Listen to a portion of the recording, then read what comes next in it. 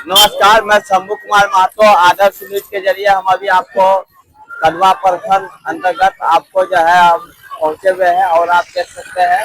जो अभी प्रशांत किशोर जी का आगमन है, जो कि आपको पूर्णिया होते हुए चांदपुर होकर के निकलेंगे। अभी चांदपुर चौक पे हम मौजूद है, देख सकते हैं तमाम जन स्वराज के जितने भी समर्थक है वो सभी अभी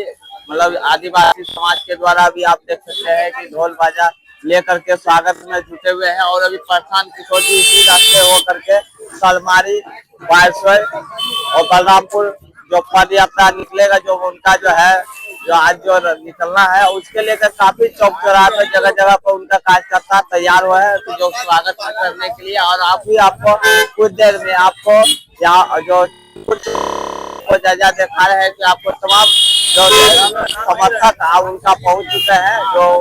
प्रशांत किशोर का स्वागत में अभी पहुंच लगे हैं। और आपको देख सकते हैं काफी आपको चौक चौराहे आपको देखने मिल रहा है, आपको दिखा रहे हैं कि आप देख सकते हैं काफी जन स्वराज का जो कार्यकर्ता सभी पहुंचे हुए हैं। और इसी प्रकार हमारे चैनल से आप बने रहे और भी आपको वीडियो के माध्यम से हम दिखाने की कोशिश करेंगे जो प्रशांत किशोर जी क्या छठ पूजा के शुभ अवसर पर क्या करते हैं उसके बारे में भी हम जानते हैं।